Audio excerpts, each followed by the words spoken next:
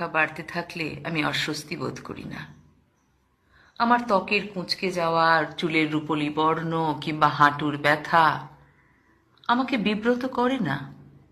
আমি জানি বয়স মানে পরিবর্তন, শরীরে, মনে, জীবনযাপনে। আমি একাকিত্বকেও ভয় পাই না।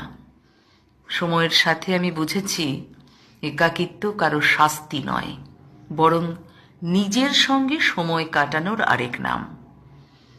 আমি নিঃসঙ্গতার গহ্বরে হারিয়ে যেতে চাই না, বরং একাকিত্বকে বন্ধু করে নিতে চাই। নিজের ভাবনার বিস্তীর্ণ আকাশে উড়তে চাই মুক্ত বিহঙ্গের মতো। কিন্তু একটাই ভয় তাড়া করে ফিরে, আমি যেন কারোর জন্য বোঝা না হয়ে যাই, আমি যেন কারোর জন্য দায়িত্বের ভার হয়ে না দাঁড়াই, কারো জীবনের হিসেব নিকেশে এক অপ্রত্যাশিত সংযোজন হয়ে না থাকি।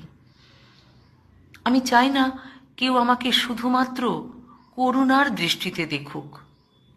আমি চাই না আমার দুর্বলতাকে কেউ নিজের আত্মত্যাগের গল্পে পরিণত করুক। আমি চাই না আমার বার্ধক্য কারো কপালে চিন্তার ভাঁজ ফেলুক। আমি চাই আমার বয়স হোক অভিজ্ঞতার সম্পদ, যার প্রতিটি দিন বয়ে আনবে নতুন উপলব্ধির আলো। আমি চাই বৃদ্ধ বয়সে আমি এক অগ্রন্থিত কবিতা হয়ে থাকি, যার প্রতিটি শব্দে থাকবে বেঁচে থাকার আনন্দ, জীবনের গভীরতা।